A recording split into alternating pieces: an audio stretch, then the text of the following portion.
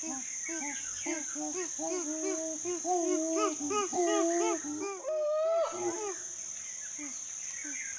me, storytelling has always been the way to reach the heart. The stories that you can tell around the images, along with the images, make something very, very powerful.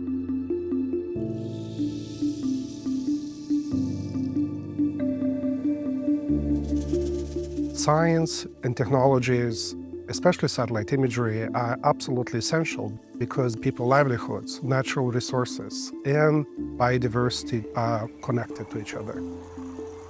Satellite imagery are our eyes in the sky, providing those insights and up-to-date information.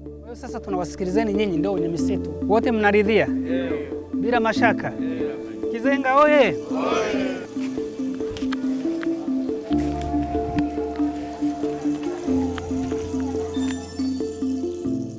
Going around the villages at the beginning of our Tukari program, helping the villagers understand the importance of conservation and what the deforestation was actually doing to harm them. I will never forget when Lillian and I went to one of these villages and he'd acquired one of these huge satellite imagery maps, and we laid it out and the villagers were sitting around it, and their excitement was absolutely fantastic. There was one woman saying, "That's the tree where I put my baby when I'm working in the fields." And another man was saying, "No, we can see our sacred sites, this tree and this rock." And I remember one woman, and she said, "Well, I used to do my farming on this hillside," and she pointed to it.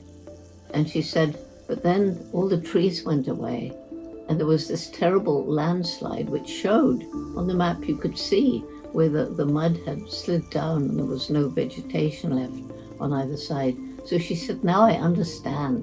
Now I know that it's worth walking a whole extra hour in the morning to get to a place where I can cultivate the land without causing this terrible destruction of the environment."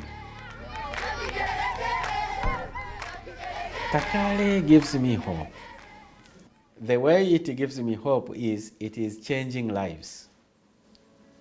And it is also empowering the local voices. You find there are people, they call themselves like forest guardians, friends of forest. There are people who are becoming, tree planting groups.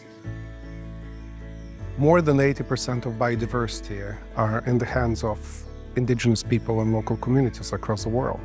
In Africa, on average, more than 65% land tenure is in the hands of local communities. So if we want to achieve conservation impact and address the climate change, we have to work with local communities and not only engage them, but empowers them to own and drive decision-making in their landscapes. Well, the Kari approach began when I flew over the Gombe area. I flew over an area which in 1960 was part of the equatorial forest belt that stretched right across equatorial Africa to the west coast. By the late 80s, I flew over in a small plane and I looked down and I saw a tiny island of forest. Gombe National Park is very small, surrounded by bare hills. As you know, I spent many, many years studying chimpanzees.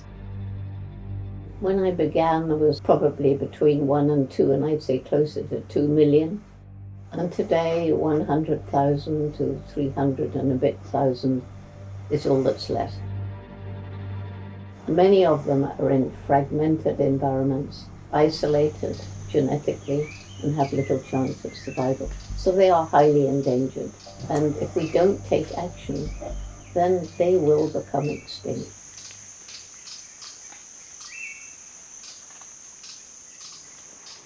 The NASA satellite data helped us understand what does it mean to be a chimp. It helped us understand where to protect them. NASA supports, launches, and maintains and manages constellation of different satellites, and some of them going all the way back to 1972. By providing this data to the conservation community, it helps us continuously monitor the chimpanzee habitats. The chimpanzee habitat suitability model, developed with support from NASA and University of Maryland, includes more than a dozen variables directly extracted from Landsat satellite imagery. It includes NDVI, it includes percent tree canopy cover, it includes tree heights. Using conservation standards approach and dashboards, we take these models and turn them into habitat health indicators, into actionable information people on the ground can actually work with. And the conditions of the forest can change quite rapidly due to illegal logging, mining, or any other threats. So this information is updated in near real time, so that conservation decision makers can see the individual threats affecting chimpanzee habitats from village to national scales and across the entire chimpanzee range in Africa. And this NASA data helps identify areas under threat of illegal logging or fire damage where local managers could be deployed to mitigate the threat. In addition, mobile apps enable community members to become involved in not just tracking changes in the habitat, but to be active in enforcing the protection of the village forest reserves from degradation.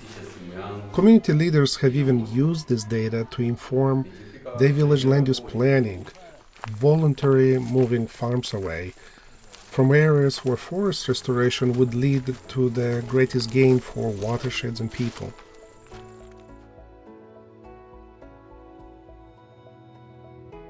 It works both ways. Sometimes you show a lush forest and then you show how a few years later it's devastated. There's just a few burnt stumps. But on the other hand, there are other images which show you a devastated landscape, and then 5 years later, trees coming back, regeneration, new hope, new life. So the stories that you can tell around the images, along with the images, make something very, very powerful. And you need both to make the kind of impact that we need to make today to help people understand the devastation we've caused, but to give them hope that we can turn things around. And that's what these satellite images show so clearly. I'm convinced that we have planted a seed that is going to spread, and this is the very good way of trying to ensure our contribution to the mother planet. My future is a future where technology is married to compassion and love.